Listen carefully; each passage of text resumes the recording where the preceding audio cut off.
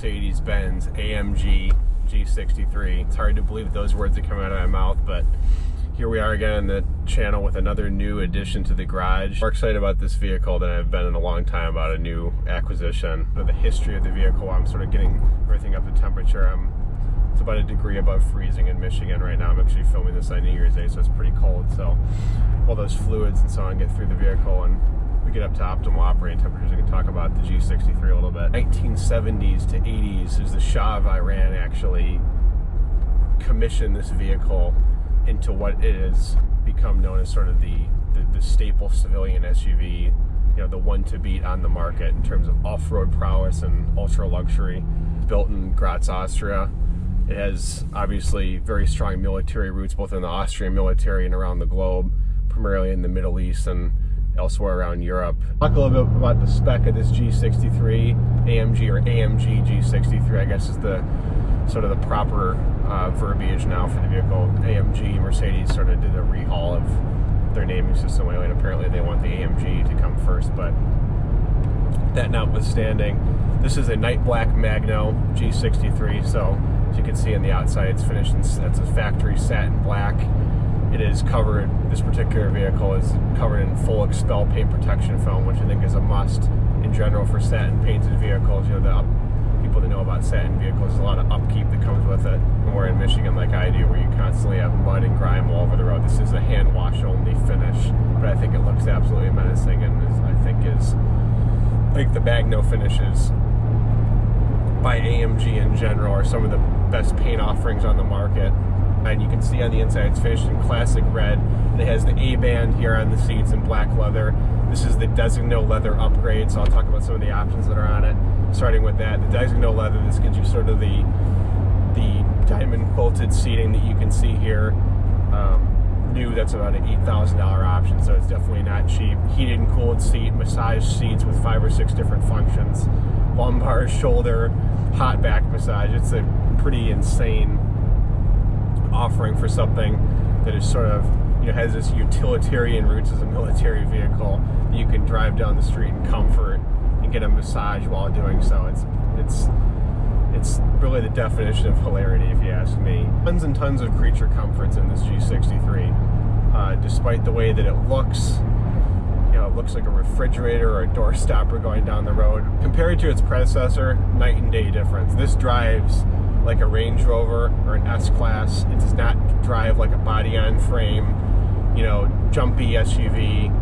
You don't feel all the potholes, and the steering is not all over the place like it used to be in the old model. You feel really good, and you feel like you're draped in comfort going down the road. As I said, you have the quilted leather seats everywhere. You have extended leather finish all across the dash, all the way up to the tops of the doors here.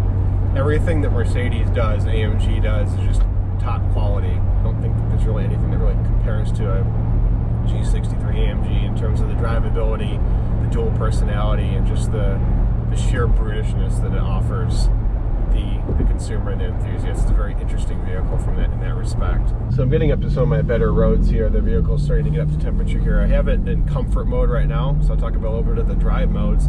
Comfort mode, you just plug along with relative ease. It's in comfort mode. There's a lot of adjustability with this vehicle, as there is with a lot of the JLR stuff that I've had, you know, whether it be the Project 8, which I still have in the garage. I'll get to some of that later perhaps. But there's a lot of customizability for the driver to enjoy while driving the G63. Going into one of my tight corners here, that's a 25 mark corner. I'm going about 40, 42, and there's really very little body roll, and it's very interesting, an engineering marvel, what these companies are able to do with these vehicles. They're not shaped aerodynamically. They really defy physics in a lot of different ways. This is a ladder framed vehicle, basically body on frame SUV, but the way that they're able to eliminate the yaw around the corner, I mean, it's incredible. There's really very little body roll. Comes straight through, plugging out, and it feels really, really good. There's double wishbone suspension in this G63. It's a far cry from the sort of the leaf spring that was on the old G63. The old G63 basically drove like a Jeep Wrangler. I mean, it was absolute garbage on road. It was overpowered, and it was hilarious, and that was part of its character. But the great thing is that this new G63 retains a lot of those utilitarian old school qualities that the old G63 had, but it's improved on it tenfold. The new G63 is actually a usable vehicle, unlike the old G63. For the old G63, you really just had to like it, and you had to make a lot of compromises and excuses as to why it made sense to get the old G63. This new G63 is not like that. This could very much take the place of a Range Rover in the garage, or that family SUV that can really do everything. It's comfortable. Your passengers, both in the front and the back, are not going to get angry with you when you're driving on long trips. It can be a very relaxing experience, and it can be a very exciting experience as well. It has that dual purpose and characteristic that I like in a lot of my daily drivers. And you can tell that it really is an AMG. It's having driven the G550 and the old G63, the dynamicism and the performance that the engineers were able to extract out of a vehicle that, as I say, looks like a door wedge. It's pretty incredible when you see the power and the stats on paper. 585 horsepower, bi-turbo V8. It's a hand-built motor from AMG. Given the fact that it's hand-built, it's probably making a little bit more power than the 585, especially in these cold conditions. And it's about 30 degrees here in Michigan today. Probably making around 600 horsepower, which is nothing to sneeze at, but boy, it puts that power down well. The 0 to 60 quoted in this G63 is 4.5 from the factory. Most publications have been able to see 3.738 for something that weighs 5,900 pounds and change, knocking on the door of 6,000 pounds. That's absolutely laughable. So we go here into one of my corners in a second. I'm in comfort mode still. There's a Sport Plus, there's an individual mode where you can sort of change the throttle response, sharpens the suspension, steering, and so on. So I'm going to pop it into Sport Plus here. I'm going to put it in a manual. You can feel it sort of stiffened up. Sort of those pops. Foot down. The front end just flies up.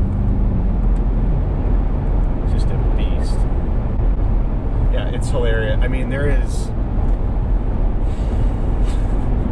it's hard to be in a bad mood when you're driving this. You can have the worst of days. And if you're driving your G63, things are going to turn around pretty quickly for you, let me tell you. I mean, it's really crazy how much it changed. I mean, it seems obvious when you have the drive mode selection, you're able to change with such ease, just with a couple flicks of the up and down button here, but it really does change the character of the vehicle. It becomes all of a sudden, very stiff. Steering becomes very taut. Throttle response is very sensitive. You feel like all of the turbo lag, if not all of it, has been eliminated when you put it in that Sport Plus mode. So what really is the purpose of the G63? Why do you own one of these? As I said, I think this is really a vehicle that you love or you hate. It's not as practical as a GLS 63. There's not as much room in the back. I'm 6'1", if you sit in the back, I'm a little bit fighting for room in the back when I'm sitting behind myself. There are other things, like I said, that are a lot more practical than this, like a Range Rover. The Sport Plus. You can just hear the pops. It's just the side pipes. It's just insane.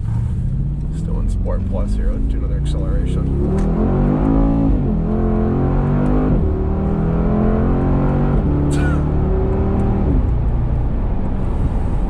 Yeah, it's way too fast to take it out of Sport Plus and manual. We're going the speed limit, of course. Always do.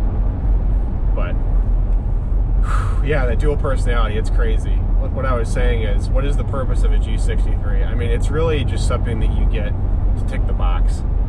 No pun intended. I mean, this is a vehicle that you either want or you don't want. I happen to be, of course, in that want category. I've wanted one of these for years. Even more so when I saw the new model like this that was announced with all of its new refinements and improvements upon the old, truck-like, very utilitarian G63 that was almost undrivable, at least when I drove it. Actually very scary at high speeds and pretty much lacked in dynamicism in all departments. Just not a very good usable daily vehicle, the old G63. This is a completely different vehicle from that. As I said, it has all the creature comforts. You can get the massage as you're going down the road, heated and cooled seats. The double wishbone suspension gives you that sportiness and great handling characteristics, but it's also on air suspension, so it's extremely comfortable, or akin to something like a Range Rover full-size going down the road than it is the old G63. I mean, it's not even a comparison, saying those two things in the same sentence. The old and new G63. It's an improvement in every respect. I've had this vehicle for about a week now. Put about 200 miles on it since I bought it. And you know, how does it feel getting in the G63? You know, it feels like, and a lot of people say this, and it might be cliche, but it doesn't really feel like anything else on the road or anything that I've owned. Sheer impressiveness of the build quality. This car is leaps and bounds above the Defender V8 that I had. As soon as you step into the G63, it oozes quality. I mean, you can feel it everywhere from the Designo, stitched leather, particularly this upgraded leather that this particular example has. The paint finish is spectacular. I mean, there's absolutely no blemishes on this thing from the factory. Everything just oozes quality and luxury, which I absolutely love. Every touch point, the paddle shifters is solid milled aluminum.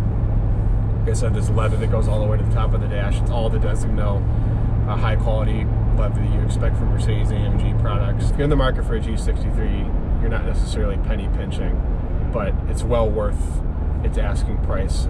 2024 G63, I believe, starts at around $184,000, so they've gone up quite a bit since they were announced, at least this refresh from 2019. I think these started around $156,000 with no options. Now they're all the way up to $184,000. I mean, anything and everything has been going up due to inflation and other external factors, but it's really not necessarily any fault of Mercedes. That's pretty much every manufacturer now, across many different industries. Going slow here, let's talk about some of the competitors in the market and some of the things to talk about. So going back to the Defender V8 video that I made, I realized that I made a little bit of a mistake, and I was sort of wrong in my conclusions in that video. And obviously it's easier to say in hindsight when I no longer have the Defender V8. I have a G63 now, but I talked about in the Defender V8 video how I thought that the Defender V8, you know, it's much better value, much less expensive than this G63, being around $116,000 give or take, and the G63, you know, spec'd up to one like this is around $190,000. And I do have to say that despite that gap in price, I do think that it's well worth it. There's night and day differences between the two cars. I think that, first of all, this G63 just performance-wise feels a lot quicker. I think the 4-liter bi-turbo V8 is a much more stout power plant than that 5-liter supercharged V8, even though that's a powertrain, you know. And with the 8-speed ZF, I like that combination very much. This 9-speed AMG speed shift transmission, coupled to the 585 horsepower bi-turbo V8, is a much more, it's a much greater powerhouse, I think, than the Defender V8 is. It's much quicker from off the line, but again, the quality and the fit and finish is night and day compared to the Defender V8. As I mentioned a little bit ago, there's no, while the Defender and the Defender V8 of course have that sort of historical characteristic and quality to them, and there's sort of a, you know, there's a long line of lineage with the Defender.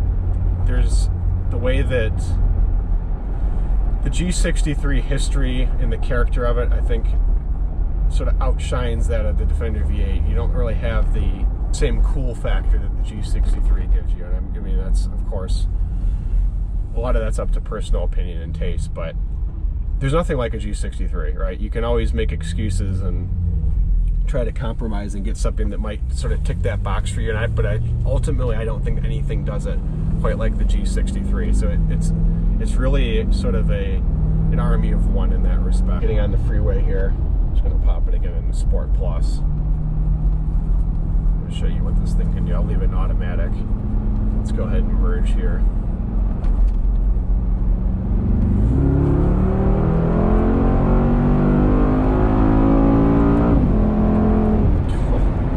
Unfortunately, I'm coming into a little bit of traffic here, but my God, my Lord.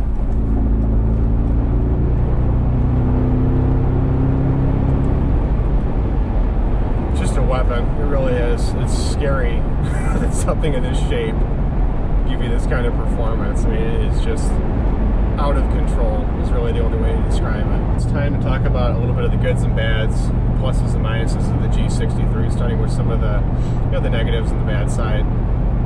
This goes without saying, but the gas mileage is absolutely terrible.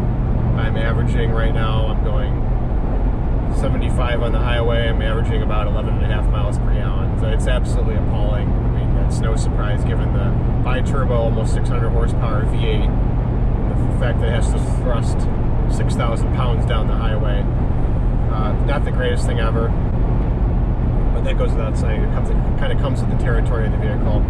Second dislike, as I just mentioned, you can kind of hear the wind noise. It is pretty loud, you know, the NVH when you're driving down the highway. It's nowhere near as bad as the old G63, but it's not going to be something. It's not going to be quiet as something like a Bentley Bentayga or a Range Rover, maybe even an Urus going down the highway. And that's just obviously attributed to the shape of this G63 and the sort of lack of aero and dynamicism.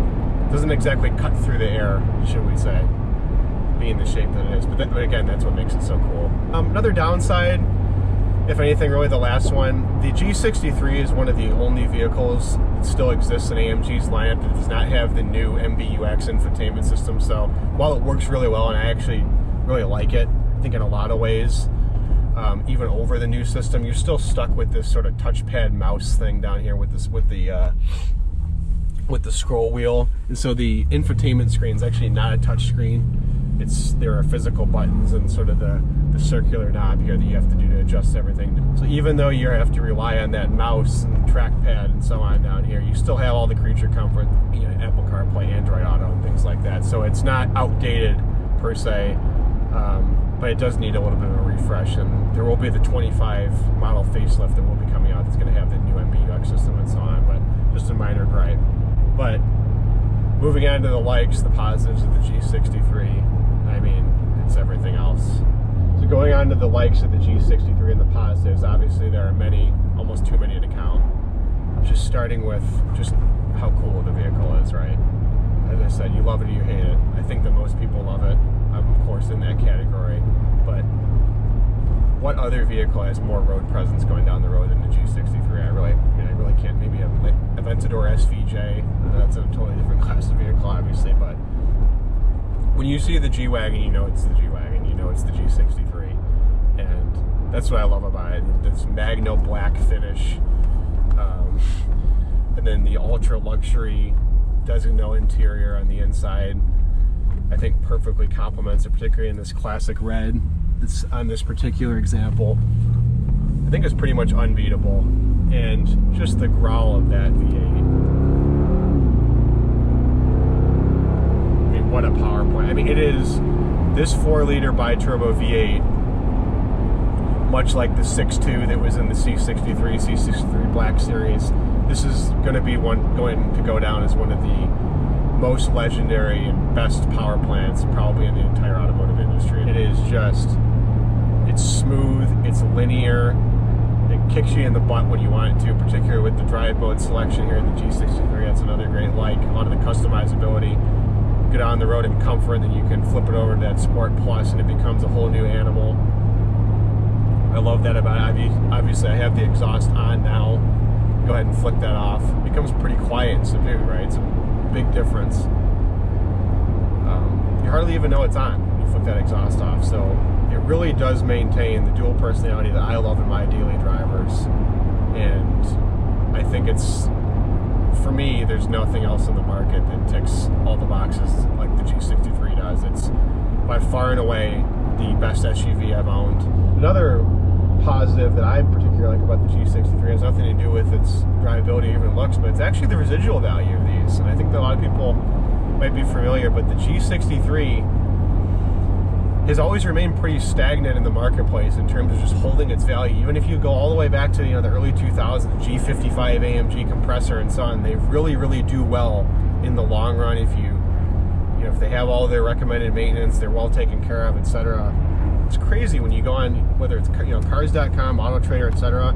Going back to 2019, which is the first year of this G63, to the present, they're still going for over $50,000 over sticker. It's funny, I was filling this up the other day, and a China blue G63 pulled into the gas station next to me. It was actually one of the porters for one of my local Mercedes dealers here.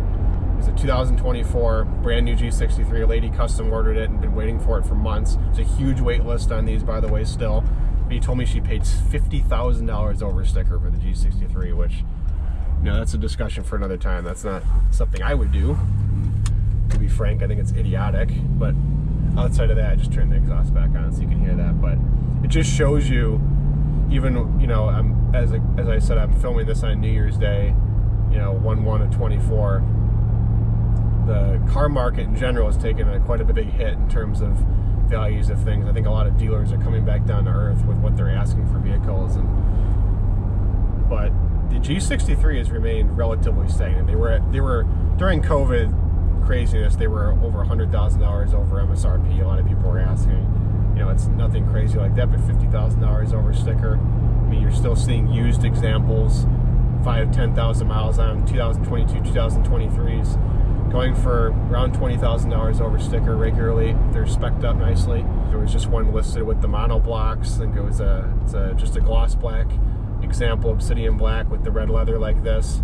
I think they're asking $225 for it with 6,000 miles on it, so it's pretty crazy. So even though it's a lot of cash to put up front, I think that the G63 is a good place to kind of park your money if you're looking for an ultra luxury SUV. And I think that's, you know, it comes down to the fact that there is really nothing else like this in the marketplace. Like I said, you can try for the Defender V8. There's nothing that really does it for me like the G63 does. And I think that the residual values are reflective of that. So summing up the AMG G63, obviously it goes without saying, I absolutely love this thing. I think that it is it's basically everything that I want in a daily driver, between the brute performance and the luxury and just the cool factor. You know, I smile every time I get into it, hearing those side piped exhausts. It's just a fun place to be, and I think that you know, everybody that's around them, I think, kind of makes you giggle, and I think that that's cool. It gets just an incredible amount of attention, whether that's a positive or a negative for you. I think it's great, though. I think that, I mean, in a good way, I have a lot of positive interaction with thumbs up and people asking me about it. Just so far in the week having owned it, I think it's just fun to be able to share sort of the love for these cars. So by week having it, 200 plus miles, I think it's fantastic. This is going to be a long-termer, much like the Project 8. I still have that in the garage. I'm actually getting, as of the date of filming this video, I'm getting some high-performance all-season tires put on, some Continentals. Those are getting mounted and balanced tomorrow, so I'm going to have some more Project 8 content coming up as well. So my plan with this G63 is to keep it until the mid-cycle refresh G63. That's going to be a 2025 model year. I have my name down in a couple places. Hopefully, fingers crossed, I'll be able to get one of the first orders, and I plan to trade this in on one of those when that comes out. That vehicle is supposed to be announced somewhere mid-2024 this year as a 2025 model. Probably start seeing first deliveries in the late fall, winter of 24 after the spring of 25, so that's going to be pretty exciting. Couldn't imagine they're going to change very much, but I have heard mumblings of a unique suspension setup for that G63, so that's going to be interesting. And it's going to also be interesting, there's supposed to be an EQG all-electric G-Wagon coming out. Not really my cup of tea, but we shall see. I just think it should be interesting. If it allows them to continue to make G63s like this with a bi-turbo V8 or even a plug-in, fine by me. You can sell as many as you want. So, but anything G is fun for me. I'm a big fan of these cars and have been for many years, and I'm really excited and blessed to have this thing in the garage. So I appreciate you all tuning into the PKF. Again, my name's Preston. If you're watching the PKF, thanks a lot and Happy New Year.